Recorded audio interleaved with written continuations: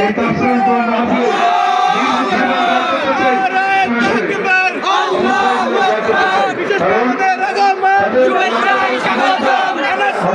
আমাদের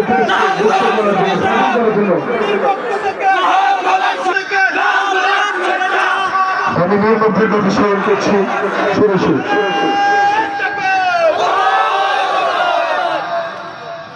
ومن يضلله فلا هادي له أي فلن تجد له وليا مرشدا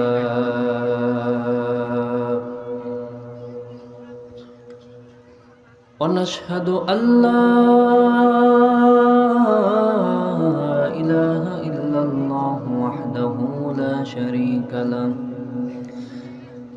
والذي لا ضد له ولا ند له لا مثل له ولا مثيل له لا مشير له ولا مجيل له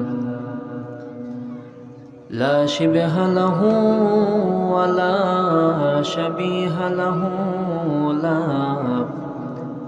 ولد له ولا والد له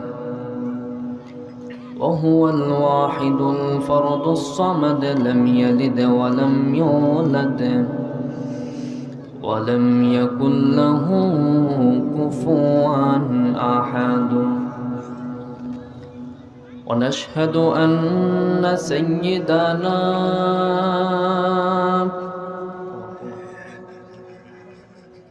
ونبينا وحبيبنا وبشيرنا ونذيرنا وطبيبنا وطبيب أرواحنا وحبيبنا وحبيب ربنا محمدا عبد الله ورسوله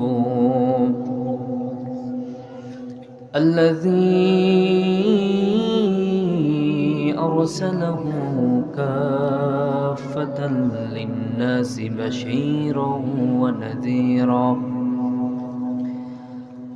وداعيا إلى الله بإذنه وسراجا منيرا أما بعد فقد قال الله تعالى في كلامه المجيد وفي فرقانه الحميد সবাই শরীরের সমস্ত শক্তিটুকু একত্রিত করে হৃদয়ের সবটুকু আবেগ উজাড় করে দিয়ে সমস্বরে আমার সাথে পড়েন আউযু বিল্লাহি মিনাশ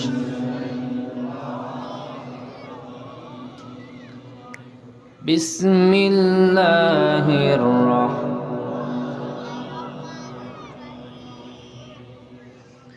عما يتساءلون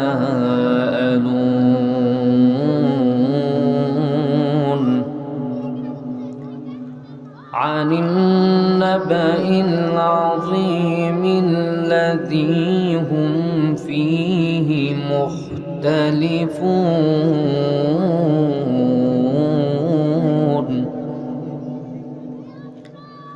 كلا سيعلمون ثم كلا سيعلمون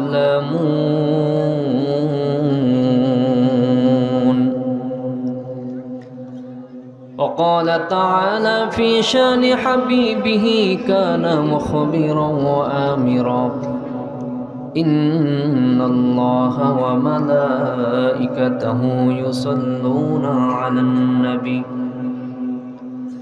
يا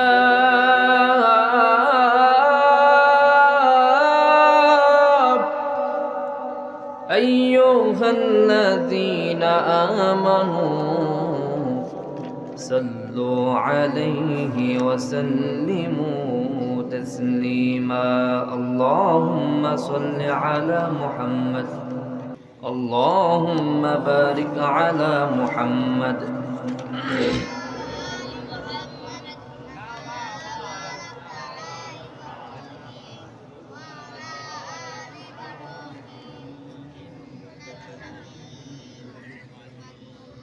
আপনারা সবাই কেমন আছেন?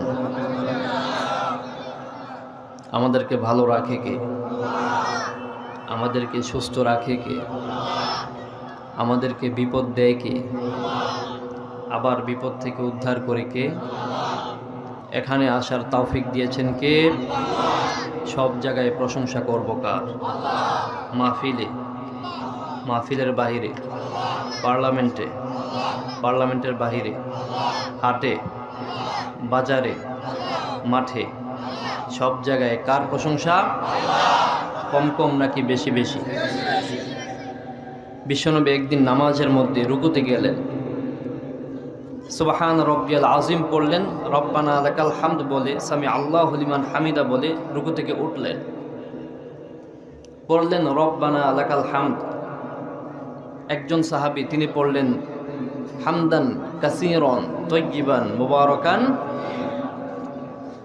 নামাজ শেষ করে বিশ্বনবী বললেন,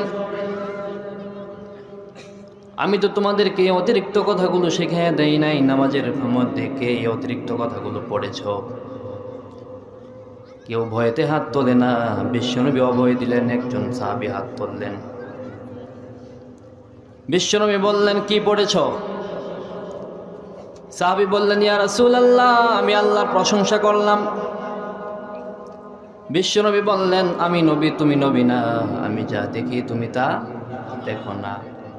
তুমি যখনই অতিরিক্ত কথাগুলো পড়ছিলে, আমি দেখলাম অসংখ্য অগণিত ফেরেশতা তোমার আমলনামায় কে কত বেশি নেকি লিখতে পারে প্রতিযোগিতা লেগে গিয়েছে। সাহাবী বললেন, ওগো আল্লাহর নবী, আমি আল্লাহর প্রশংসা যখন শুরু করি তখন কম কম করি না, বেশি বেশি করি। আল্লাহু আকবার। এই জন্য আল্লাহর প্রশংসা কম কম নাকি বেশি বেশি? বিশ্বনবী বুখারীর বর্ণনায় বললেন, আল্লাহর কাছে চারটা কালাম, চারটা কথা সবচেয়ে বেশি প্রিয়। আফজালুল কালামি আরবাউন। আল্লাহর কাছে চারটা কথা সবচেয়ে বেশি প্রিয়। সুবহানাল্লাহ, আলহামদুলিল্লাহ,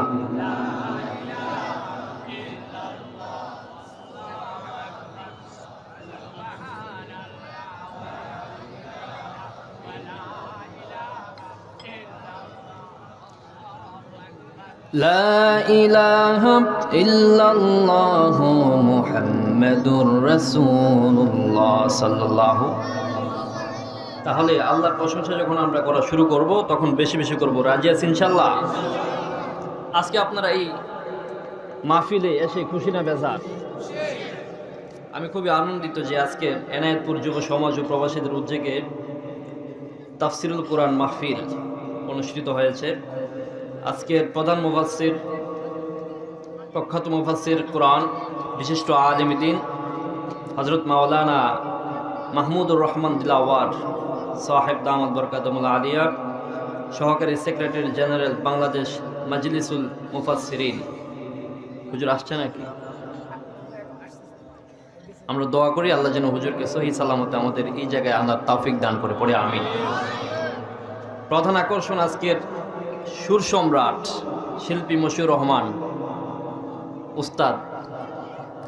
মশিউর রহমান ভাইকে বাংলাদেশে চিনে না এমন লোক পাওয়া খুব মুশকিল, ঠিক কি না?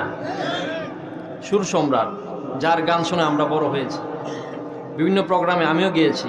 আমি বেসিকলি বিভিন্ন স্টেজ প্রোগ্রাম করতাম আপনার ইসলামিক সঙ্গীতের, ইসলামিক নাশিদের, 2012, 13, 14 তখন।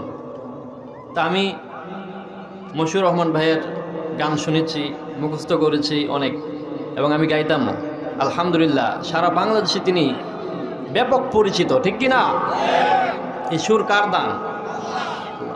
তো আল্লাহ যেন ভাইয়ের সুরকে ইসলামের জন্য, দিনের জন্য কবুল করে, পড়ে আমিন।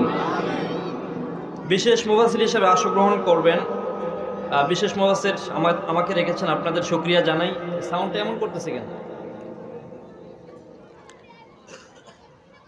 তারপর কথা বলেছেন বিশিষ্ট ইসলামী চিন্তাবিদ হযরত মাওলানা সাইফুল ইসলাম খতিব বাইতুল মামুর জামে মসজিদ, সিনিয়র শিক্ষক জামিয়া হযরত আবু বকর সিদ্দিক রাদিয়াল্লাহু তাআলা আনহু দাখিল মাদ্রাসা। কথা বলেছেন বিশিষ্ট ইসলামী চিন্তাবিদ হযরত মাওলানা জালালউদ্দিন ফারুক, খতিব মিয়াজি বাড়ি জামে মসজিদ, সরস্বতী দারুল উলুম ইসলামী মাদ্রাসা। যারাই কথা বলেছেন আল্লাহ তাআলা যেন তাদের এই জবানকে কোরআনের জন্য, দ্বীনের জন্য কবুল করে পড়ে আমিন। আজকের প্রধান অতিথি জনাব ডক্টর ফখরুদ্দিন মানিক, চেয়ারম্যান দাগনভূঞা সোনাগাজী উন্নয়ন পরিষদ। প্রধান অতিথি সাহেব আসছেন নাকি? আসতেছেন ইনশাল্লাহ। আমরা আশা রাখি আল্লাহ তাআলা যেন তাকে সহি সালামতে এই মাহফিলে আসার তৌফিক দান করেন। বিশেষ অতিথি হিসাবে জনাব ফখরুল ইসলাম বাদল সাহেব, তিনিও আসতেছে। যাই হোক, আলহামদুলিল্লাহ। সভাপতি করবেন জনাব HM এনাম স্যার। যারাই আজকের এই মাহফিলে আমরা যুক্ত হতে পেরেছি, আমরা শুকরিয়া করি, একজনের পড়তে হবে আলহামদুলিল্লাহ। আপনারা এই মাহফিলে এসে খুশি না বেজার? কম কম নাকি বেশি বেশি? আপনারা চান তো প্রতি বছরে মাহফিল হোক? কে কে চান হাতটা তুলে আল্লাহকে দেখাই দেন তো। লিল্লাহি তাকবীর, লিল্লাহি তাকবীর। হাত নামা। আল্লাহ তাআলা যেন হাতকে কবুল আর মঞ্জুর করে পড়ে আমিন। আমরা আজকে একটা কিতাব থেকে কথা শুনতে আসছি। বলতে হবে কিতাবের নাম কি? আল কোরআনে কোনো সন্দেহ আছে? কোনো সংশয় আছে? কোনো সন্দেহের লেশমাত্র আছে? This is the book, the ancient original book in the world, whereof there is no doubt in it, there is no suspension in it, and a guidance to those who are muttaqin. এটা এমন একটি কিতাব যে কিতাবে কোনো সন্দেহ নেই, কোনো সংশয় নাই। সারা পৃথিবীর মানুষের জন্য হেদায়েতের মশাল বানিয়ে পাঠিয়েছেন কে? আল্লাহর কোরআন। যখন আপনি সর্বপ্রথম যখন কোরআনটা ওপেন করবেন, তখন আপনার চোখের সামনে ভেসে উঠবে আল্লাহর প্রশংসা দিয়ে। মানুষ যখন কোনো বই লিখে, তখন তার অক্ষমতা দিয়ে বই শুরু করে। লেখার শুরুতে এই কথা দিয়ে সেই বই শুরু করে যে এই বই লিখতে যদি কোনো প্রকার ভুল ভ্রান্তির শিকার হয়ে থাকে, তাহলে পরবর্তী সংস্করণে ভুলটা ধরিয়ে দিলে পরবর্তী সংস্করণে এই ভুল সংশোধন করিতে বাধ্য থাকিবে। এ কথা বলে না? এই কিতাব যখন আল্লাহ তাআলা বানালেন, এই কিতাব যখন নাজিল করলেন, পৃথিবীতে অনেক ভাষাবিদ, পৃথিবীতে আরব গোষ্ঠীতে, আরব ভূখণ্ডে দুইটা গোত্র ছিল। একটা হচ্ছে আদনান, আরেকটা হচ্ছে কাহতান। তারা আরবির উপর অনেক পাণ্ডিত্য অর্জন করত। এই পাণ্ডিত্য অর্জন করে তারা আল্লাহ তাআলার চ্যালেঞ্জকে তারা গ্রহণ করলো যে আমরা কোরআনের ভুল ধরব। কিন্তু একটা সময় দেখা গেল যে তারা কোরআনের কোনো ভুল ধরতে পারে না, বরং তারা কোরআনের ভুল ধরতে না পেরে তারা অক্ষমতা স্বীকার করে পিছনের দরজা দিয়ে পালিয়েছে। কথা বলেন ঠিক কিনা? এবং কিয়ামত পর্যন্ত আল্লাহ রাব্বুল আলামিন চ্যালেঞ্জ ছুড়ে দিয়েছেন সারা পৃথিবীর মানুষের মাঝে। অনেক শিক্ষাবিদ আছে, অনেক ভাষাবিদ আছে, অনেক বড় বড় ডিগ্রিওয়ালা অনেক লোক আছে বাংলাদেশে, সারা পৃথিবীর ওয়ার্ল্ড ওয়াইডে। তোমরা যদি এত বড় শিক্ষিত হও, তাহলে বলো এই কোরআনের মধ্যে আমি হরফে মুকাত্তাআত দিয়েছি, ত সিন হা মিম আইন সিন কফ। What is the meaning of word? এই শব্দগুলোর অর্থ কি তোমরা পারলে পড়ো। পৃথিবীর কেউ পেরেছে? কথা বলেন, পেরেছে? কিয়ামত পর্যন্ত পারবে কেউ? কেউ পারবে না। এই জন্য রব্বুল আলামিন কোরআন যখন শুরু করলেন, তার সক্ষমতা দিয়ে কোরআন শুরু করলেন এবং এটাও বললেন এই কোরআনে কোনো সন্দেহ নাই। আবার চ্যালেঞ্জ করলেন, ইন কুনতুম ফি রাইবিম মিম্মা নাযালনা আলা আবদিনা ফাতু বিসূরাতিম মিন মিসলি। যদি তোমরা সন্দেহ পোষণ করো আমি যে কিতাব আমার নবীর উপর নাযিল করলাম, তোমরা যদি কোনো সন্দেহ পোষণ করো, তাহলে তোমাদের গোত্রপতি, তোমাদের জিন, তোমাদের ফেরেশতা, তোমরা যাকে পারো তাকে নিয়ে কোরআনের বড় বড় কোনো সূরা নয়, ছোট্ট একটা সূরা কাউসারের মতো একটা সূরা বানাইয়া দেখাও। পৃথিবী শেষ হয়ে যাবে, যুগের পর যুগ চলে যাবে, কালের পর কাল চলে যাবে, মানুষ প্রচেষ্টা করে তার প্রচেষ্টা শেষ হয়ে যাবে, কিন্তু কোরআনের মতো ছোট্ট সূরা নয়, একটা আয়াত বানায় কি দেখানো যাবে নাকি? সম্ভব নয়। এই জন্য আল্লাহ তাআলা এই কোরআনকে এটা চ্যালেঞ্জ হিসাবে সারা পৃথিবীর মানুষের মুখে তিনি ছড়িয়ে দিয়েছেন। এই জন্য কোরআনের সাথে আমরা থাকতে রাজি আছি না নাই? কোরআন আছে যেখানে আমরা আছি। এই কোরআন শুধু বাংলাদেশে নয়, এই কোরআন শুধু মসজিদ মাদ্রাসা নয়, এই কোরআন পার্লামেন্টও থাকবে। কে কে চান হাত তোলা, আল্লাহকে দেখায় দেন, হাত নামান। কোরআন সমস্যার সমাধান করে দেয়। কোরআন কখনো জট লাগায় না, জট খুলে দেয়, ঠিক কি না? সমাধান চাও যদি জীবনে মরণে, ফিরে যাও খুঁজে নাও চোখ রাখো কোরআনে। সমাধান চাও যদি ফিরে যাও খুঁজে নাও চোখ রাখো কোরআনে, ঠিক কি না? এই কোরআন সমস্যা যেখানে সমাধান সেখানে করে দিয়ে আসে। এই জন্য কোরআনের সাথে থাকতে রাজি আছি ইনশাআল্লাহ। আজকে আমরা কোরআনের একটা সূরা নিয়ে আমরা আলোচনা করব। শেষ পর্যন্ত থাকতে হবে, পারবেন? কে কে শেষ পর্যন্ত থাকবেন একটু হাত তুলুন তো। মাশাআল্লাহ, হাত নামান। সূরাতুল নাবা, এটা কোরআনের ৭৮ নম্বর সূরা, আয়াত আছে ৪০টা। সূরাটা মাক্কি সূরা, এটা মক্কায় অবতীর্ণ হয়েছে। তো এই সূরাতে আল্লাহ তাআলা কয়েকটা মেসেজ আমাদেরকে থ্রো করবেন। আমরা যদি শেষ পর্যন্ত থাকি, আমাদের কানগুলো যদি খরগোশের কানের মতো খাড়া করে এই কোরআনের মেসেজগুলো আমরা শুনতে পারি, কিছু নিয়ে যেতে পারবো, ঠিক কি না? অন্তরের কান দিয়ে শুনতে হবে, কারণ আল্লামা ইকবাল বলেছেন, দিল সে জু বাত নিকলতে হে আসর রাখতি হে। অন্তর থেকে যে কথা বের হয় সেটা অনেক প্রভাব বিস্তার করে। পারেনি হি মাগার তকত ফরওয়াজ রাখতি হে, তার ডানা নাই কিন্তু ওরার ক্ষমতা রাখে। সুবহানাল্লাহ পড়বেন না? এই জন্য অন্তরের কান দিয়ে শুনতে হবে। শুনতে রাজি আছেন তো ইনশাআল্লাহ? সূরা আন-নাবা, নাবা এই শব্দটার অর্থ হচ্ছে সংবাদ। সংবাদ দুই ধরনের হয়, একটা হচ্ছে ছোট সংবাদ, আর একটা হচ্ছে বড় সংবাদ। যখন এই নাবা এই শব্দের শুরুতে যখন আন-নাবা আলিফ লাম যুক্ত হয়েছে, তখন তার অর্থটা ব্যাপক হয়ে গিয়েছে, বিশাল বড় সংবাদ। সেটা কিসের সংবাদ? এই কথাটাই আল্লাহ পাক কোরআনে সূরা আম্মা ইয়াতাসাআলুন সূরা নাবার মধ্যে তিনি দিয়ে দিয়েছেন। রব্বুল আলামিন বলেন, আম্মা ইয়াতাসাআলুনা আনিন নাবাইল আযীম আল্লাযী হুম ফীহি মুখতালিফুন কাল্লা সায়া'লামুনা সুম্মা কাল্লা সায়া'লামুন। আম্মা ইয়াতাসাআলুন, কাফের মুশরিকেরা একে অপরের সাথে জিজ্ঞাসা করছে, কি নিয়ে তারা কথাবার্তা বলতেছে। বিশ্বনবী যখন রিসালাতের দায়িত্ব পেলেন, রিসালাতের দায়িত্ব পেয়ে তিনি যখন কোরআনের কথাগুলো, তিনি জান্নাত জাহান্নামের কথাগুলো কাফের মুশরিকের কাছে তিনি বলতে লাগলেন। কাফের মুশরিকেরা বিশ্বাস করে না, আঙ্গুল কানের মধ্যে ঢুকিয়ে রাখে, বিশ্বনবীকে অস্বীকার করে, আখিরাত অস্বীকার করে, আর একে অপরের সাথে জিজ্ঞেস করতেছে যে আখিরাত বলতে কিছু আছে নাকি। আমরা আবার পরবর্তীতে উঠতে হবে, এটা কিভাবে সম্ভব? আমরা পরবর্তীতে উঠতে হবে, এটা কিভাবে সম্ভব? মানুষ মারা গেলে আবার ওঠে কিভাবে? কিভাবে আবার পুনর্জন্ম হয়? তাদের এটা মাথায় খেলে না।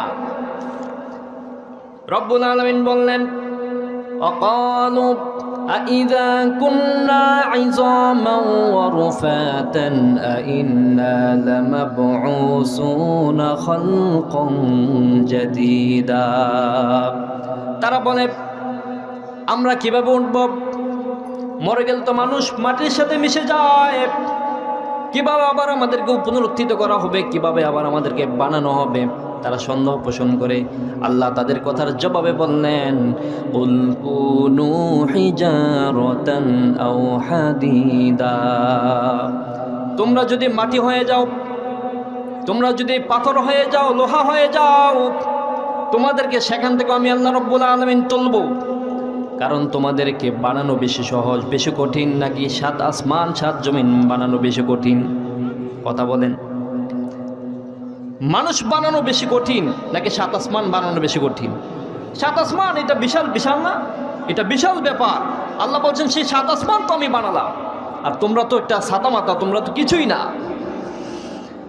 রব্বুল আলামিন তাদেরকে সতর্ক করছেন, আল্লাযী হুম ফীহি মুখতালিফুন, তারা ইখতিলাফ পোষণ করছে, তারা বলতেছে যে এটা কি করে সম্ভব, এটা হতে পারে না।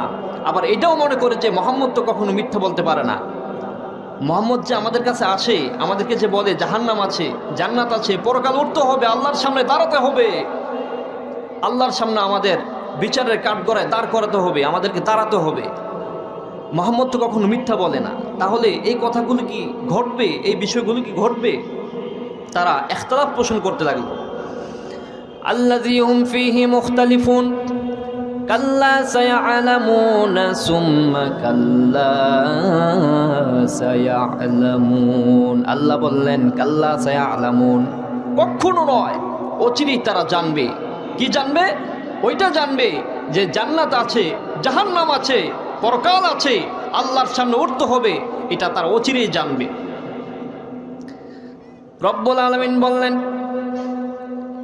তারা কিয়ামতকে অস্বীকার করে, তারা জান্নাত জাহান্নামকে অস্বীকার করে, তারা অস্বীকার করে জাহান্নাম বলতে কিছু নাই।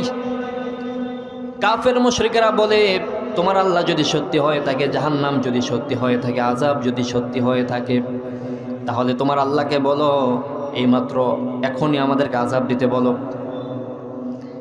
বিশ্বনবী তাদের কাছে যখন রিসালাতের দায়িত্ব যখন তিনি পালন করতে লাগলেন, আল্লাহ বললেন ফাযাক্কির ইন্নামা আনতা মুযাক্কির লাস্তা আলাইহিম বিমুসাইতির। ও নবী, আমি আপনাকে মুযাক্কির হিসাবে, উপদেশক বাণী হিসাবে আমি আপনাকে পাঠিয়েছি। আপনি তাদেরকে উপদেশ দিয়ে যান, লাঠি চার্জ করার দরকার আপনার নাই, জোর করে বয়ান শোনানোর দরকার আপনার নাই। আপনার দায়িত্ব হচ্ছে রিসালাতের কথাগুলো, জান্নাত জাহান্নামের কথাগুলো বলে যাওয়া। এই যে আমরা যে এখানে বসে বসে কোরআন তাফসীর করতেছি, আমাদের কথা হচ্ছে আপনাদেরকে বোঝাইয়ে দেওয়া, বলে দেওয়া। আমল করার দায়িত্ব কার? আপনাদের। আমল করলে জান্নাত পাবেন, আমল না করলে জাহান্নামে যাবেন। সুতরাং আল্লাহ বলছেন ও নবী, আপনি মুযাক্কির লাস্তা আলাইহিম বিমুসাইতির, লাঠিচার্জ করে তাদেরকে হেদায়েতের পথে আনতে হবে, কম্পালসরি, নট নেসেসারি, কোনো প্রয়োজন নাই, আপনি শুধু তাদেরকে উপদেশ দিয়ে যান। সুবহানাল্লাহ পড়েন। আল্লাহ বললেন কাল্লা সায়ালামুন, তারা অস্বীকার করতেছে, আখিরাতকে অস্বীকার করতেছে, তারা অচিরে জানবে আখিরাত যে সত্য আছে, এটা অচিরে জানবে। কিয়ামতের ময়দানে রব্বুল আলামিন আখিরাত এত কঠিনভাবে তিনি ধমক দিয়েছেন। আল্লাহ বললেন ইয়া আইয়ুহান নাসুত্তাকু রাব্বাকুম ইন্না জালজালাতাস সাআতি শাইউন আযীম।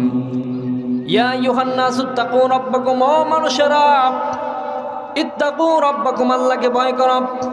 ইন্না জালজালাতাস সাআতি শাইউন আযীম, সেদিন কঠিন সময় আসবে, একটা ভাইব্রেশন হবে, একটা কম্পন সৃষ্টি হবে।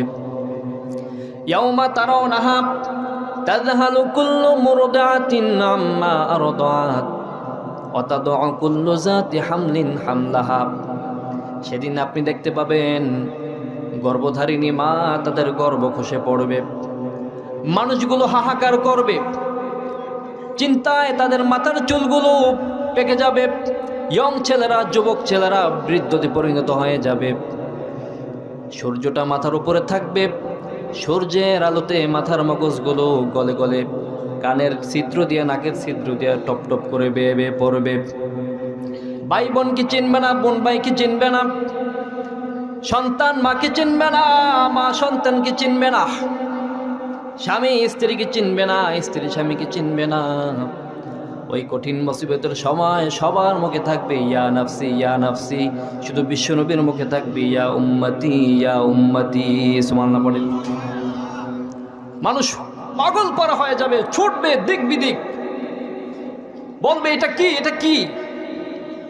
আল্লাহ বললেন ওয়ালাকিন্না আযাবাল্লাহি শাদীদ, আজকে এই কিয়ামত শুরু হয়ে গিয়েছে মানুষের, তারা আযাবের ভয়ে তারা পাগল পারা হয়ে গিয়েছে। এটা কাফের মুশরিকরা বিশ্বাস করে না। আল্লাহ তাআলা কোরআনের আয়াত দিয়ে তাদেরকে সতর্ক করে দিলেন। আমার ভাইয়েরা, আল্লাহ রাব্বুল আলামিন বললেন ওয়ামা আদরাকা মা ইয়াউমুদ্দিন সুম্মা মা আদরাকা মা ইয়াউমুদ্দিন ইয়াউমা লা তামলিকু নাফসুন লিনাফসিন শাইআ ওয়াল আমরু ইয়াউমাইযিন লিল্লাহ। কিয়ামত এটা কি আবার? এটা হচ্ছে এমন একটা দিবস যে দিবসে ইয়াউমা লা তামলিকু নাফসুন লিনাফসিন শাইআ, কেউ কারো উপকারে আসবে না, কেউ কারো উপকারে আসবে না। এই জন্য বিশ্বনবী সবসময় আল্লাহর কাছে দোয়া করতেন, আল্লাহ ওই কিয়ামতের ময়দানে আমাদেরকে বিচারের কাঠগড়ায় করাইও না, আমার উম্মতদেরকে তুমি বিনা হিসাবে জান্নাত দান করে দাও। কারণ কিয়ামতের ময়দানে আমরা আল্লাহর কাছে যদি দাঁড়াই, হিসাব যদি আমাদের কাছ থেকে আল্লাহ নেয়, আমাদের কোনো উপায় আছে? কথা বলেন। কেউ আল্লাহর সামনে বিচার কাঠগড়া দাঁড়িয়েছে, হিসাব দিয়ে কেউ জান্নাতে যেতে পারবে? কেউ পারবে না। রোজ হাসরে আল্লাহ আমার করোনা বিচার, আল্লাহ করোনা বিচার।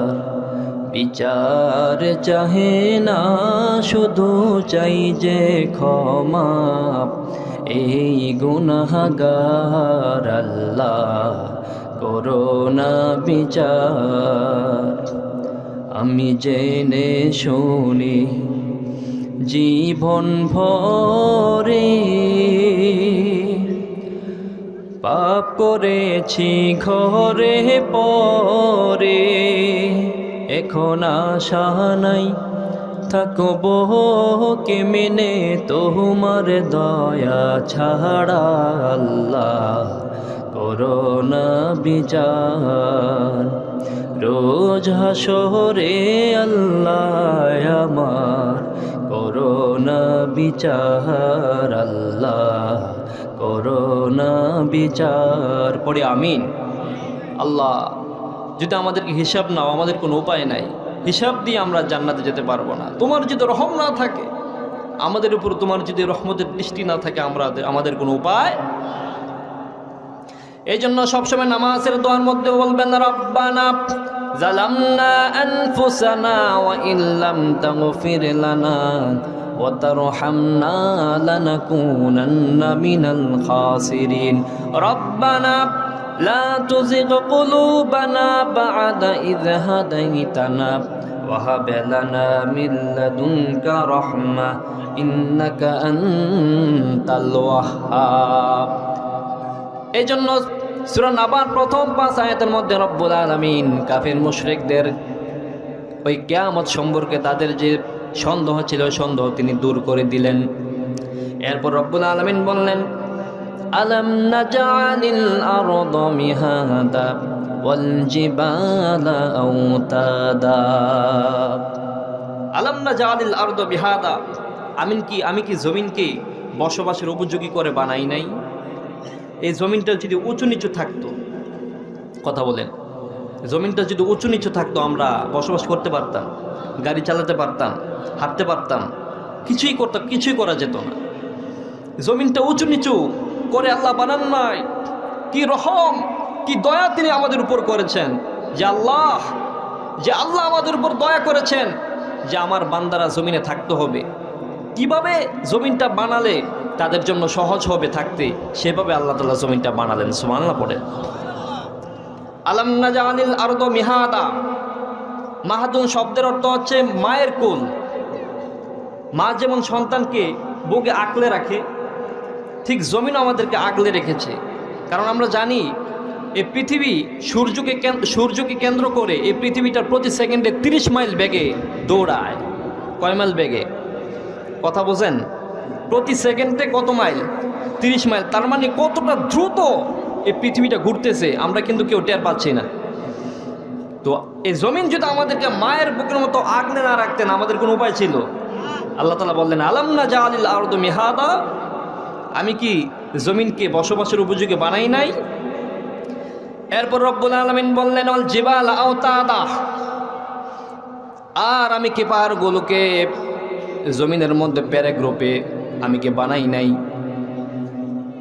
রব্বুল আলামিন বললেন লাম্মা খালাকাল্লাহুল আরদা জাআলাত মিআদ, যখন তিনি জমিন বানালেন জমিন হেলতে দুলতে শুরু করলো, নাচানাচি শুরু করলো। ফাখালাকাল জিবাল, আল্লাহ রব্বুল আলামিন তারপরে পাহাড় বানালেন, পাহাড়কে বানিয়ে জমিনের মধ্যে গেড়ে দিলেন। ফাস্তাকাররাত, তারপর জমিনের নড়াচড়া বন্ধ করে দিলেন কে? ফেরেশতারা বলল ইয়া রব্বুল আলামিন হাল মিন খালকিকা আশাদ্দু শাইউন আশাদ্দু মিনাল জিবাল, আপনার সৃষ্টি জগতের মধ্যে পাহাড়ের চাইতে কোনো কঠিন সৃষ্টি বস্তু আছে নাকি? আল্লাহ বললেন হ্যাঁ আছে। সেটা কি? আল হাদিদ, সেটা হচ্ছে লোহা। কারণ আপনি যত বড় পাহাড় বলেন না কেন, লোহা দিয়ে যদি আপনি ধাক্কা বানান পাহাড় থাকবে? যত বড় বড় এই যে সৌদি আরবে যে বড় বড় বিশাল বড় বড় পাহাড়গুলো দেখেছেন, পাহাড় ভেদ করে রাস্তা বানিয়েছে কি দিয়ে? লোহা দিয়ে, বোল্টুজার দিয়ে ভেঙে তারপরে রাস্তা বানিয়েছে, ঠিক কিনা? ফেরেশতা বললেন রব্বুল আলামিন জানলাম হাল মিন খালকিকা শাইউন আশাদ্দু মিনাল হাদিদ, আপনার সৃষ্টি বস্তুর মধ্যে পাহাড়ের চাইতে, হাদিদের চাইতে, লোহার চাইতে আরো বেশি কঠিন বস্তু আছে নাকি? আল্লাহ বললেন আছে, সেটা হচ্ছে আন্নার, আগুন। কারণ যত বড় লোহা হোক না কেন আগুনের মধ্যে আসলে নিঃশেষ হয়ে যায়, গলে যায়, ঠিক কিনা? ফেরেশতা আমার জিজ্ঞাসা করেন আল্লাহ হাল মিন খালকিকা শাইউন আশাদ্দু মিনান নার, আপনার সৃষ্টি বস্তুর মধ্যে আগুনের চাইতে আরো বেশি শক্তিশালী জিনিস আছে নাকি? আল্লাহ বললেন আছে, সেইটা হলো আলমা, পানি। কারণ আগুন যত বেশি হোক না কেন পানি যদি ছিটিয়ে দেয় সব আগুন শেষ, ঠিক কিনা? ফেরেশতারা আরো বললেন আল্লাহ হাল মিন খালকিকা শাইউন আশাদ্দু মিনাল মা, পানির চাইতে আর শক্তিশালী জিনিস আছে নাকি? আল্লাহ বললেন আছে, সেটা হচ্ছে আর রিহ, বাতাস। যত শক্তিশালী, যত বেশি পানি হোক না কেন বাতাস পানিকে সাঁ করে এক জায়গা থেকে আরেক জায়গা নিয়ে যায়। কথা বলেন ঠিক কিনা? ফেরেশতারা বললেন আল্লাহ বুঝতে পারলাম হাল মিন খালকিকা শাইউন আশাদ্দু মিনার রিহ, বাতাসের চাইতে শক্তিশালী কোনো বস্তু আছে নাকি? আল্লাহ বললেন আছে, সেটা হচ্ছে মানুষ। সুবহানাল্লাহ বলেন। মানুষ অনেক শক্তিশালী, কারণ আপনি এই সৃষ্টি জীবের, এই সৃষ্টি বস্তুর মধ্যে এই পৃথিবীতে যা কিছু সৃষ্টি করেছে মানুষ সৃষ্টি করেছে। জ্ঞানটা দিয়েছেন কে?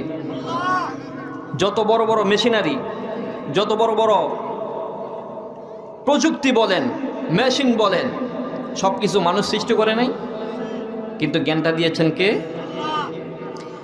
তার মানে বোঝা গেল রব্বুল আলামিন যখন জমিন বানালেন, জমিন নাচানাচি শুরু করে দিলেন, আল্লাহ তাআলা সঙ্গে সঙ্গে পাহাড় বানালেন, পাহাড়কে বানিয়ে জমিনের উপর গেড়ে দিলেন।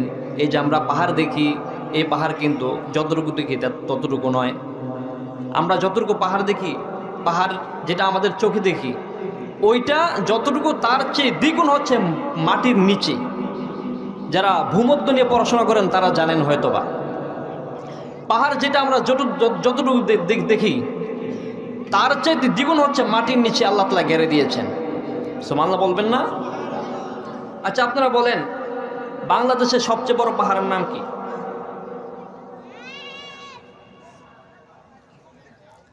কেউ পারবেন না? বাংলাদেশের সবচেয়ে বড় পাহাড়ের নাম কি? তাজিং ডং। কি? তাজিং ডং। ওইটা উচ্চতা হচ্ছে 4198 ফিট। আচ্ছা বাংলাদেশটা বাদ দিলাম, সারা পৃথিবীতে সবচেয়ে বড় পাহাড়ের নাম কি বলেন? এটা পারবেন?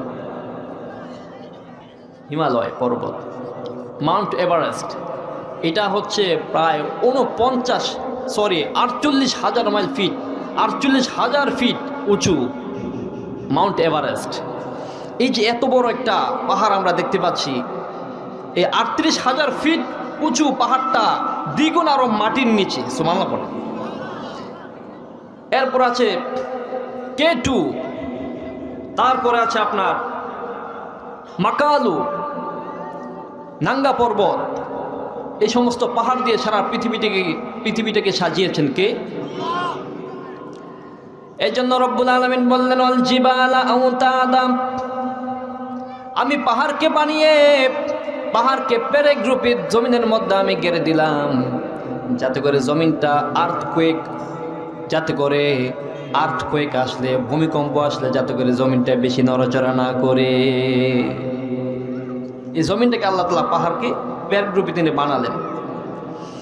এরপর আল্লাহ রাব্বুল আলামিন বললেন ওয়াল জিবালা আওতাদা ওয়া খালাকনাকুম আজওয়াজা। আমি তোমাদেরকে জোড়ায় জোড়ায় বানালাম, নারী পুরুষ জোড়ায় জোড়ায় বানালাম। রব্বুল আলামিন প্রথম বানালেন হযরত আদম আলাইহিস সালামকে বানালেন, জান্নাতে থাকতে দিলেন।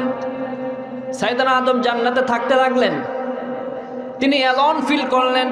আল্লাহ তার জন্য মা হাওয়াকে বানালেন, দুইজন একসাথে বসবাস শুরু করতে লাগলেন। বলতে হবে আমাদের আদি পিতার নাম কি আর আমাদের জাতির পিতার নাম কি। কিন্তু গত 16 বছর সারা বাংলাদেশকে, সারা পৃথিবীকে তারা জানিয়েছে, নির্দিষ্ট কোনো ব্যক্তিকে সারা পৃথিবীর মাঝে মানুষ তারা উপস্থাপন করেছে জাতির পিতা অমুক। কথা বলেন ঠিক কিনা?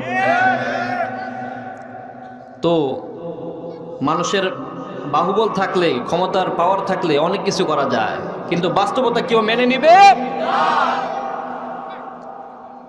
জাতির পিতা, মুসলিম উম্মার একমাত্র জাতির পিতা কে? আর আমাদের আদি পিতার নাম কি? তুমি মাটির আদমকে যখন সৃষ্টি করিলা, ঘোষণা দিয়া দিলে শ্রেষ্ঠ বলিয়া, তাই নূরের ফেরেশতা করে আদমকে সেজদা। সবার আগে দিলে মাটির মানুষকে সম্মান। আল্লাহু আল্লাহু তুমি জাল্লে জালালো, শেষ করা তো যায় না গে তোমার গুণগান। আল্লাহু আল্লাহু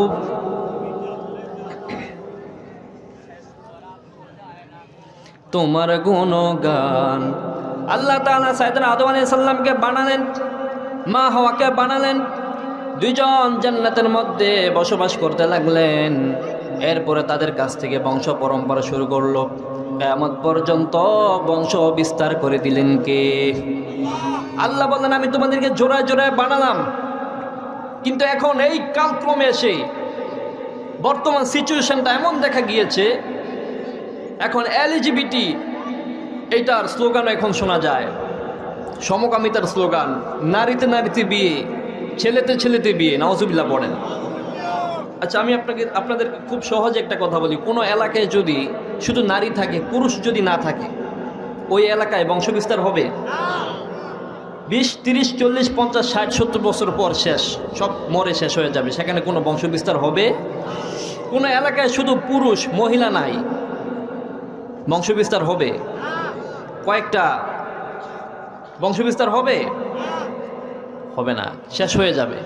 তো আল্লাহ বললেন আমি নারীকে পুরুষের জন্য আর পুরুষকে নারীর জন্য বানিয়েছি। একটা নারী একটা পুরুষের প্রতি আকর্ষণ থাকবে, অ্যাট্রাকশন থাকবে, এটা ভেরি ন্যাচারাল। একটা নারী একটা পুরুষকে পছন্দ করবে, এটাই খুব ন্যাচারাল। কিন্তু একটা নারী একটা নারীকে পছন্দ করা, একটা পুরুষ একটা পুরুষকে পছন্দ করা, এটা আনন্যাচারাল। কথা বলেন ঠিক কিনা? এটা বিকৃত যৌনতা, আর এই পৃথিবীতে আযাব গজমালার একটা বিশেষ মাধ্যম। কথা বলেন ঠিক কিনা? এই ধরনের ভ্রান্ত মতবাদ যারা কায়েম করতে চাইবে, তাদের কালো হাত ভেঙে দেওয়ার জন্য আপনারা সবাই প্রস্তুত আছেন তো ইনশাল্লাহ? কখনো এটা এই দেশে কখনো বিস্তার লাভ করতে দেওয়া যাবে? আমার বোঝা আসে না মানুষের মনস্তাত্ত্বিক এই ব্রেনটা কেমন। এই ব্রেনের মধ্যে যখন শয়তান পেশাব করে দেয়, তখন এই ধরনের উল্টাপাল্টা চিন্তা ভাবনা করতে পারে মানুষ। আল্লাহ তাআলা যেন আমাদেরকে হেফাজত করে পড়ে, আমিন। এরপর রব্বুল আলামিন বললেন অখলাকনাকুম আজওয়াজা, আমি তোমাদেরকে জোড়ায় জোড়ায় বানালাম। এরপর রব্বুল আলামিন বললেন ওয়াজআলনা নাওমাকুম সুবাতা, আর আমি তোমাদেরকে এই ঘুমকে তোমাদের জন্য করেছি বিশ্রামের বাহন। সুবহানাল্লাহ বলবেন না? ঘুম ছাড়া আপনারা কয়দিন বেঁচে থাকবেন? ঘুম ছাড়া কেউ বেঁচে থাকতে পারবেন? ইউনাইটেড স্টেট অফ আমেরিকার ক্যালিফোর্নিয়া ইউনিভার্সিটির একজন অধ্যাপক নাম ম্যাথিউ ওয়াকার, সে একটা বই লিখেছে। বইটার নাম হচ্ছে হোয়াই উই ডু স্লিপ, কেন আমরা ঘুমাবো। তো এই বইয়ের মধ্যে তিনি লিখেছেন যে মানুষ যখন সকালবেলা থেকে কাজ শুরু করে তখন তাদের শরীরের এই পার্টস অফ দ্য বডি, শরীরের অঙ্গ প্রত্যঙ্গগুলো অনেক ফাইট করতে থাকে। ফাইট করতে করতে একটা সময় তারা ক্লান্ত হয়ে যায়, শ্রান্ত অবসন্ন হয়ে যায়। তো তাদের বিশ্রামের দরকার আছে না নাই? তো যখন আপনি এই ক্লান্ত শ্রান্ত অবসন্ন এই দেহ নিয়ে যখন আপনি ঘুমাতে যান, তখন এই অঙ্গ প্রত্যঙ্গগুলো তারাও কিন্তু বিশ্রাম নেয়। তখন তারা বিশ্রাম নিয়ে আগামীকালকের জন্য তারাও আবার সতেজ হয়ে যায়, নতুন রূপে তারা ফিরে আসে। সুবহানাল্লাহ পড়ে। এই ঘুম এটা যে কত বড় আল্লাহ তাআলার নিয়ামত, কিন্তু সেই নিয়ামত এখন আমরা খেলায় রাত্রে জাগরণ করে মোবাইল টিপে রাত্রটাকে আমরা শেষ করে দিই। কথা বলেন ঠিক না? ইয়ং জেনারেশনদের উদ্দেশ্যে আমি কিছু কথা বলবো। আসলে ইয়ং জেনারেশন যারা ইয়ং স্টার, তাদেরকে দিয়ে আমাদের অনেক স্বপ্ন। কারণ যারা বৃদ্ধ হয়ে গেছে তারা তো আর কিছু করতে পারবে না। এই সমাজটাকে পরিবর্তন করতে পারবে ইয়ং জেনারেশনরা। কথা বলেন ঠিক কিনা? তাদেরকে যদি আমরা মোটিভেট করতে পারি, তাদেরকে যদি দিনের পথে আহ্বান করতে পারি, আর ইয়ংরা যদি দিনের উপর চলে আসে, তাহলে এই সমাজ এমনিতেই পরিবর্তন হয়ে যাবে। কথা বলেন ঠিক কিনা? ইয়ং ভাইয়েরা যারা আছেন, রাত্রটাকে আপনারা বেশি প্রায়োরিটি দেন। কেউ জেগে থাকবেন না। 10টা বাজছে, বাস লাইট অফ করে ঘুমায় যান। 10টা বাজে, বাস লাইট অফ, সব কাজকর্ম শেষ, ঘুমায় যান। সকালবেলা ফজর নামাজ পড়েন, ফজরের পর এই ঠান্ডা হাওয়া বাতাসে একটু হাঁটেন, খালি পায়ে হাঁটেন। দেখবেন যে আপনার সারাটা দিন এত সুন্দর যাবে, এত প্রফুল্ল যাবে, এত সতেজ যাবে, আপনি চিন্তা করতে পারবেন না। কিন্তু আমরা কি করি? আমাদের রাত শুরু হয় রাত 12টার পরে। কথা বলেন, 11টা 12টা পর্যন্ত ব্যাডমিন্টন খেলা, এখন তো একটু মোবাইল টিপতে হবে। রাত 12টা বাসায় যাই, গিয়ে এবার খেতার ভিতরে খেতা মুড়ি দিয়ে এরপরে আমরা মোবাইলটা বাইর করি। তখন আমাদের রাত শুরু হয়। মোবাইল টিপতে মিনিমাম তো 3-4 ঘন্টা তো টিপাই লাগে, নইলে কি আর মোবাইলের হক আদায় হবে? বাস এবার 4-5 ঘন্টা মোবাইল টিপা, যখন ফজর আজান দিবে তখন আমাদের ঘুমের সময়। মানুষের সাথে কথা বলেও ভালো লাগে না, ঘুমাতেও ভালো লাগে না, খাইতেও ভালো লাগে না, ক্ষুধা মন্দা, অনেক ধরনের সমস্যা কিন্তু আপনারা ফেস করবেন। এই জন্য ঘুম কিন্তু আল্লাহর পক্ষ থেকে অনেক বড় নেয়ামত। মানুষ যদি না ঘুমায়, মানুষের কি কি সমস্যা হতে পারে জানেন? প্রফেসর ম্যাথিউ ওয়াকার তিনি বললেন যে আলঝাইমার হতে পারে। এটা মারাত্মক রোগ, একটা মরণব্যাধি। ক্যান্সার হতে পারে, এরপরে আপনার হৃদরোগ হতে পারে, ডায়াবেটিস হতে পারে, ডিপ্রেশন মানুষ হতে পারে, ডিপ্রেশন ভোগ করতে পারে। আবার মাঝে মাঝে মানুষ আত্মহত্যাও করে ফেলে যখন মেজাজ খিটখিটে হয়ে যায়। আর মানুষ যখন রাত জাগে তখন মানুষের মেজাজ খিটখিটে হয়ে যায়। কথা বলেন।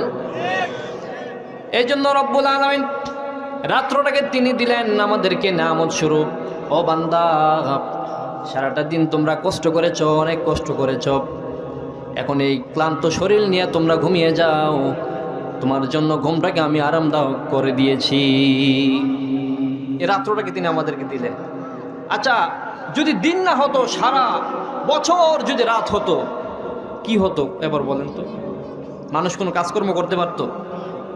সূর্যের আলো যদি আমরা না পাইতাম, আমাদের কিছু করা সম্ভব ছিল? সারাটা দিন এমনি থাকতে হইতো। একটা সময় পাগল হয়ে যেত মানুষ। এই যে কয়েকদিন আগে সিরিয়া স্বাধীন হয়েছে না, সিরিয়া গুয়ান্তানামো কারাগারে বাশার আল আসাদ আমাদের যেমন আয়না করছিল, সেখানে কিন্তু আয়না করছিল। তো সেখানে দেখলাম মানুষগুলো পাগল হয়ে গেছে, কারণ তারা সূর্যের আলো পায় নাই। দেখলাম যে মানুষ পাগল হয়ে গেছে, তাদের ব্রেন নষ্ট হয়ে গেছে, কাউকে চিনে না, অস্বাভাবিক আচরণ করে। এটা কেন? এই যে সূর্যের আলো পায় নাই, কারোর সাথে কথা বলতে পারে না, ঘুম ঠিকমতো হয় না, ঠিকমতো খাওয়া দাওয়া নেই। এই যে একটা চার দেয়ালের মাঝে যে সে তার নিজের জীবনকে আবদ্ধ রেখেছে, আস্তে আস্তে তার ব্রেনটা নষ্ট হয়ে সে পাগল হয়ে গেছে। এই জন্য রাত এটা আল্লাহর পক্ষ থেকে অনেক বড় নিয়ামত। এই নিয়ামতকে হেলায় খেলায় অবহেলা করে কাটিয়ে দেওয়া যাবে? রব্বুল আলামিন বললেন, ওয়াজআলনা নাওমাকুম সুবাতান ওয়াজআলনান নাহারা মাআশা। আর দিনকে করেছি আমি তোমাদের জন্য প্রাণ চঞ্চল। দিন যদি না থাকতো তোমরা কখনো কাজ করতে পারতে না। সূর্যের আলো যদি না থাকতো তোমরা তোমাদের জীবনের কাজগুলো পরিপূর্ণ করতে পারতে না। তার মানে আল্লাহ রাব্বুল আলামিন তিনি আমাদেরকে রাত দিলেন, আমাদেরকে দিন দিলেন, এই সূর্য দিলেন, চন্দ্র দিলেন, এত সুন্দর আলো বাতাস দিলেন, অক্সিজেন দিলেন। আমরা আল্লাহ তাআলার নিয়ামত ভোগ করি, কিন্তু আল্লাহ তাআলার নাফরমানি আছে না নাই? এত কিছু আল্লাহ তাআলা এত কিছু দিলেন, কিন্তু আল্লাহ তাআলার কতটুকু শুকরিয়া আমরা করলাম? আল্লাহ বললেন লা ইন শাকারতুম লা আযীদান্নাকুম ওয়া লা ইন কাফারতুম ইন্না আযাবি লাশাদীদ। ও বান্দা, তোমরা যদি আমার শুকরিয়া করো আমি তোমাদের শুকরিয়া করব। সুবহানাল্লাহ পড়েন। তোমরা যদি আমার শুকরিয়া করো আমি তোমাদের নিয়ামত বাড়াইয়া দেব, আর যদি আমার কুফরি করো জেনে রাখো আমার শাস্তি বড়ই মারাত্মক। আমি আল্লাহ ধরি না ধরলে আল্লাহ ছাড়ি না। এই জন্য রব্বুল আলামিন আরো বললেন ফাযকুরুনি আযকুরুকুম ওয়াশকুরুলি ওয়ালা তাকফুরুন। ও বান্দা, তোমরাও আমার জিকির করো আমি তোমাদের জিকির করব। সুবহানাল্লাহ পড়েন। আমরা যদি আল্লাহকে স্মরণ করি আমাদেরকে স্মরণ করেন কে? আল্লাহ বললেন বান্দা তুমি যদি আমার দিকে এক হাত আগাও আমি তোমার দিকে দুই হাত যাই। তুমি যদি আমার দিকে হেঁটে হেঁটে আসো আমি তোমার দিকে দৌড়ে দৌড়ে যাই। আল্লাহু আকবার। এরকম রব, আহা, এরকম রব আর কারো আছে? এরকম রব, এরকম পালনেওয়ালা, এরকম দয়া মায়া পৃথিবীতে আর একজন আছে? আল্লাহ বললেন দয়া মায়া ভালোবাসাকে আমি 100 ভাগ করলাম। 1 ভাগ সারা পৃথিবীর মানুষের মাঝে দিলাম, জিনের মাঝে দিলাম, ইনসানের মাঝে দিলাম, পঙ্গ পাতঙ্গের মাঝে দিলাম, জীবজন্তুর মাঝে দিলাম, পৃথিবীর সব মানুষের মাঝে আমি 1 ভাগ দিলাম। আর 99 ভাগ প্রেম ভালোবাসা দয়া মায়া আমি আল্লাহর কাছে রেখে দিলাম। এই 1 ভাগ ভালোবাসা পেয়ে আমরা একজন আরেকজনের জন্য জীবন দিয়ে দিই, ঠিক কিনা? স্ত্রী স্বামীর জন্য জীবন দিয়ে দেয়, বয়ফ্রেন্ড তার গার্লফ্রেন্ডের জন্য কবিতা লিখে, কাব্য লিখে, সারা রাত জাগে। কথা বলেন, যদি এটা ঠিক না, দিস ইজ হারাম রিলেশনশিপ। তো আল্লাহ তাআলা 1 ভাগ ভালোবাসার নমুনা কি দেখেন। এই কয়েকদিন আগে আপনাদের এখানে বন্যা হয়েছে না? এই বন্যাতেই আমরা পেয়েছি, আপনারাও জানেন, যে বাচ্চাটাকে মা হাত দিয়ে ধরে রাখছে একটা বলের মধ্যে, মাটা ডুবে যাচ্ছে কিন্তু বাচ্চাটাকে তিনি বাঁচাই দিয়েছেন। সুবহানাল্লাহ পড়েন। তো 1 ভাগ ভালোবাসার ছিটে ফোটার দৃষ্টান্ত যদি এরকম হয় যে আল্লাহর কাছে 99 ভাগ ভালোবাসা, বান্দার প্রতি তার ভালোবাসা কতটা বেশি। সুবহানাল্লাহ পড়েন। এই জন্য আল্লাহ বললেন লা তাকনাতু মির রাহমাতিল্লাহ। ও বান্দা, আমার রহমত থেকে তোমরা নিরাশ হয়ে যাও না। দোয়া করলে আমরা নিরাশ হয়ে যাই, আমাদের দোয়া কবুল হয় না। নামাজের পরে যখন দোয়া করি, আমাদের দোয়া যখন করি, দোয়া যখন কবুল হয় না আমরা নিরাশ হয়ে যাই, হতাশ হয়ে যাই। কথা বলেন। আল্লাহ বললেন 3টা ক্যাটাগরিতে আমি দোয়া কবুল করে থাকি। ক্যাটাগরি নাম্বার 1, কোনো বান্দা যখন আমার কাছে চায় আমি সঙ্গে সঙ্গে দোয়া কবুল করে নেই। ক্যাটাগরি নাম্বার 2, কোনো বান্দা যখন দোয়া করে এখন দোয়া কবুল করি না, কয়েকদিন পর তার যখন সময় হয় তখন কবুল করি। ক্যাটাগরি নাম্বার 3, বান্দা যখন আমার কাছে দোয়া করে এখনও করি না তখনও করি না, মৃত্যুর পরে সে যখন ধরা খেয়ে যায় তখন আমি তার দোয়াটা কবুল করে তাকে জান্নাত পাঠিয়ে দিই। তো আমরা হতাশ হওয়ার কি আছে? কয়টা খুন আপনি করেছেন, কয়টা মিথ্যা কথা বলেছেন, কতটুকু সুদ খেয়েছেন, কতটুকু ঘুষ খেয়েছেন, কতটা জিনা আপনি করেছেন, কতটা গুনাহ আপনি করেছেন। আল্লাহ বললেন তোর গুনাহ যদি হয় বিলের সমান, আমার দয়া ক্ষমা নদীর সমান। সুবহানাল্লাহ বলেন। ও বান্দা, তোমার গুনাহ যদি হয় নদীর সমান, আমার ক্ষমা আকাশের সমান। ও বান্দা, তোমার গুনাহ যদি হয় পাহাড়ের সমান, আকাশের সমান, আমার ক্ষমা আমার দয়া মায়া 7 আসমান 7 জমিনের সমান। আমরা শুধু নিরাশ হয়ে যাই, ফ্রাস্ট্রেটে ভুগি আমরা যে আমাদের দোয়া যখন কবুল না হয় তখন আমরা অনেক বেশি পাগল পারা হয়ে যাই। আল্লাহ আমাদের দোয়া কবুল করে না কেন? মনে রাখবেন, আল্লাহ তাআলা মুমিন বান্দাদের দোয়া কখনো তিনি বিফলে দেন, মুমিনের দোয়া কখনো বিফলে যায় না। আর দোয়া করতে হবে খুবই অ্যাটেনশনলি। দোয়া লাইক এ মিসাইল, একনিষ্ঠ দোয়া এটা মিসাইলের মতো। মিসাইল যেমন বা ড্রোন হামলা যেমন, ক্ষেপণাস্ত্র যেমন আপনার লক্ষ্যবস্তু ভেদ করে ঢুকে যায়, কেউ যখন অন্তর থেকে অন্তরস্থল থেকে দোয়া করে তখন তার দোয়া ওইভাবে আল্লাহর কাছে দোয়া কবুল হয়ে যায়। সুবহানাল্লাহ পড়ে। কিন্তু আমরা তো দোয়া করতে জানি না। হাত যখন তুলি তখন ওইদিকে তাকাই, ওইদিকে তাকাই, নাকের মধ্যে ফোসাই, হ্যাঁ, দোয়ার মধ্যে কোনো অ্যাটেনশন নাই। সিনসিয়ার দোয়া এটা আমাদের নাই। একনিষ্ঠভাবে দোয়া করতে হবে। আপনাকে বুঝতে হবে, ইউ হ্যাভ টু নো আপনি কার সামনে দাঁড়িয়েছেন। আপনাকে জানতে হবে আপনি কার সামনে দাঁড়িয়েছেন, কার সামনে আপনি মুনাজাত ধরেছেন। ডক্টর ইউনূসের বঙ্গভবনে যদি আপনি যান তখন তো নিজেকে ফিটফাট করে খুব সুন্দর মতো তার সামনে দাঁড়াবেন এভাবে ভদ্রভাবে। কি মিথ্যা বললাম? আচ্ছা, এটাকে বাদে দেন। ইউনাইটেড স্টেট অফ আমেরিকার বর্তমান প্রেসিডেন্ট কে? জো বাইডেন নাকি ডোনাল্ড ট্রাম্প? সে যদি আপনাকে নিমন্ত্রণ লেটার পাঠায়, ইনভাইটেশন লেটার যদি আপনাকে পাঠায়, আপনি কি পরিমাণ প্রিপারেশন নিয়ে সেখানে যাবেন? তার হোয়াইট হাউসে তার সাথে সাক্ষাৎ করবেন, তার সামনে আপনি কিভাবে বসবেন? একেবারে মানে এটা তো আর বলার অপেক্ষা রাখে না, ঠিক কিনা? তো যে আল্লাহ রাজাধিরাজ, সারা পৃথিবীর রাজার রাজা কথা বলেন, সে আল্লাহর সামনে আপনি দাঁড়িয়েছেন, আল্লাহর সামনে আপনি হাত উঁচু করে তার কাছে কিছু চাইছেন, আপনার চাওয়াটা কতটা সিনসিয়ার হওয়ার দরকার ছিল কথা বলেন। এই জন্য দোয়া যখন আমরা করব তখন অন্তরস্থল থেকে দোয়া করব, কারণ অন্তরের কথা কখনো বিফলে যায় না। ওই যে আমি বললাম, আল্লামা ইকবাল বলছেন, জো বাত নিকলতি আসর রাখতি হে পর নেহি মগর তাকত ফরওয়াজ রাখতি হে। অন্তর থেকে যে কথা বের হয় সেটা এমন প্রভাব বিস্তার করে, ডানা নাই কিন্তু ওরার ক্ষমতা রাখে। এই জন্য সম্মানিত ভাইয়েরা, যে মেসেজগুলো আজকে আমি আপনাদের কাছে থ্রু করলাম, সূরা নাবা থেকে কয়েকটা আয়াতের শানে নুজুল তরজমা ব্যাখ্যা, আল্লাহ তাআলা যেন এই কথার উপর আমাদেরকে আমল করার তৌফিক দান করে পড়ি আমিন। সবাই ভালো থাকবেন, সুস্থ থাকবেন। ইনশাল্লাহ আবার অন্য কোনো জায়গায় তাফসির মাহফিলে দেখা হয়ে যাবে। সেই পর্যন্ত সবাই সুস্থ থাকুন, ভালো থাকুন, আমার জন্য দোয়া করুন। আসসালামু আলাইকুম ওয়া রাহমাতুল্লাহি তাআলা ওয়া বারাকাতুহু।